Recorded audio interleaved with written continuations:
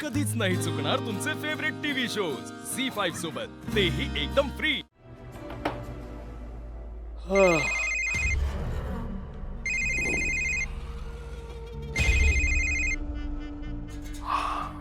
आता काय झालं? डॅडी, जे झालंय ते चांगलं का वाईट हे तुम्हीच ठरवा. ती पुष्पा काय तुमच्या हाताला लागेल याची मला खात्री वाटत नाही बरं का. काय केलं तिनं? काय केलं म्हणून काय विचारताय? तुम्ही दिलेली तेलाची बाटली फेकून दिली तिनं. ती बाई नक्की डबल गेम खेळते बरं का. हे बघ छत्री, आमचं डोसकं आधीच फिरलेलं आहे. काय ते नीट खात्री करून बोल. खात्री म्हणजे तुमच्या गळ्याची नाही नाही, माझ्या गळ्याची शपथ देऊन सांगतो. अहो मी स्वतःच्या डोळ्याने बघितलंय. तुम्ही इकडे या, दूध का दूध आणि पाणी का पाणी करून टाकतो बघा.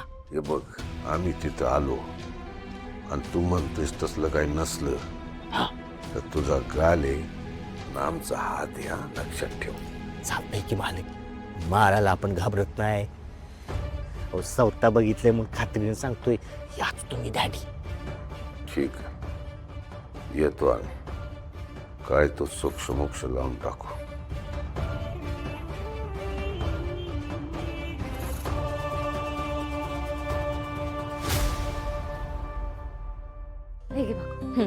राजू पटकन भर की, मला लय झोप आली. करते ना धनु दीदी. दम दम जरा दम. खूप अंगाचं भरीत खाल्लं. काके हा? लय थंडी पडली, तू आत जाऊन झोप जा. अरे इथं झोपते की पोरींजवळ राहू दे. जा म्हणलं ना, इथं नको झोपू जा. राजू जा ना. हा काकी, तू आताच झोप. झोपले असते ना इथं. नाही चल म्हणलं ग, ना, आत ये. जा. Good night. ए तुम्ही पण झोपून घ्या, चल. Good night. Good night. Good night. Tanda. काकी, तू तिकडे दोघांच करत असशील ना, आणि इकडे सगळ्यांचं करून दमले असशील. ये पड, आराम कर. अरे बाळा, अगं बाई, आपल्या माणसांचं करायला कधी दमल्यागत होतं का? हा?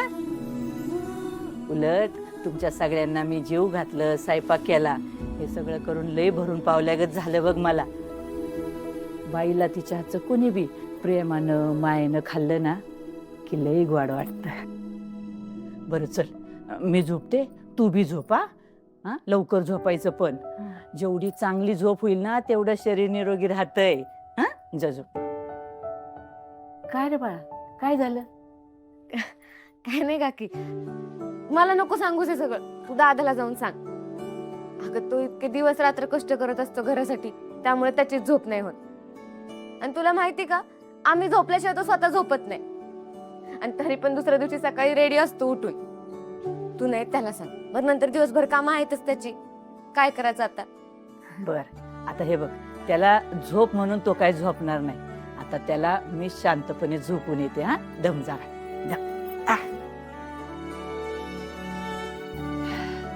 आले हा मी. डॅडी, अहो कसली थंडी पडली, आणि एवढ्या थंडीचं आपण कुठं चाललोय बरं? अख्खं गाव सामसूम झोपलोय, आणि आपण काय करतोय तर गावची सैर. या थंडीने माझा फार आकडा झालाय. चिरंजीव, आयुष्यभरूनचे चटके नको असतील तर थोडी थंडी सहन करायला लागते. आणि तसे बी थंडी, ऊन, वारा, पाऊस यानं माणूस काटक बनतो.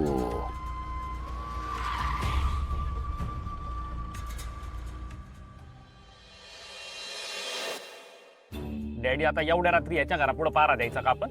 एवढ्या थंडीत तुम्ही का तापताय? तापू नको तर काय करू डॅडी? मागचे किती दिवस झालं तुमचं काय चाललंय ना, काय बी कळाना झालं. मागचे किती दिवस मी तुम्हाला सांगतोय, धीर धरी रे धीरा पोटी, असं ती मोठी फळे गोमटी. तुम्हाला कळना झालंय. चला.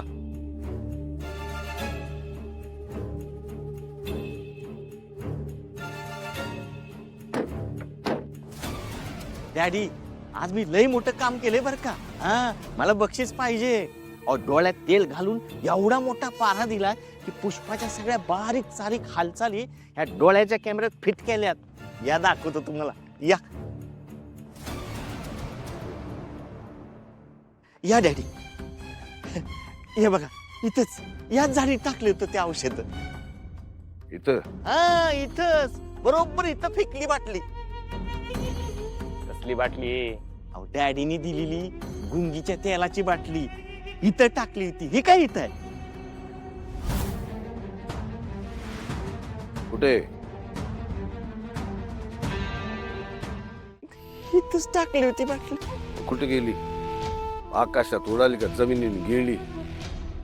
मला वाटतं ती फुटली असेल. काचा कशा दिसत नाही? कुठे आहेत काचा? अरे बोल की ये का वाचा बसली तुझी? काय बोलला होता मला? बक्षीस पाहिजे. गाल पुढं कर, तुला बक्षीस देतो.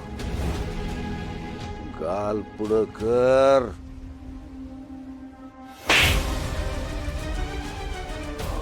आम्ही निवडलेल्या माणसांवर संशय घेत आणि पुराव्याचा पत्ताच नाही. जालिंदर निंबाळकरचे केस उन्हान नाही पांढरे झाले. माझ्या डोळ्याने. डोळ्याचा कॅमेरा उद्या तपासून घे गावात. चला.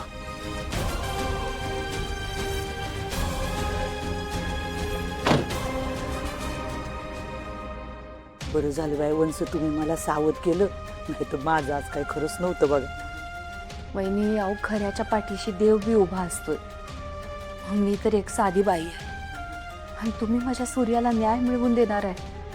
मग मी तुमच्या पाठीशी उभी राहिले नाही असं कसं होईल?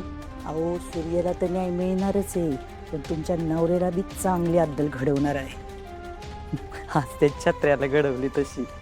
पण मला एक कळ ना, तुम्ही तर ती बाटली बाहेर फेकून दिली होती ना?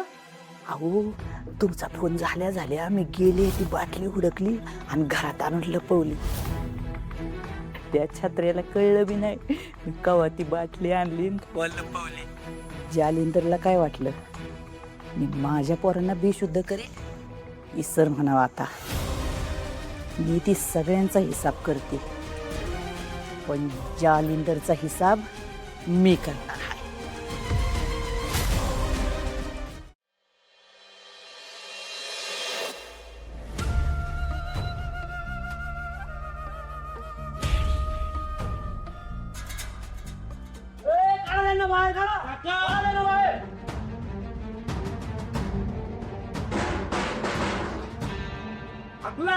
चला निघा इथून, मला चला निघा इथून.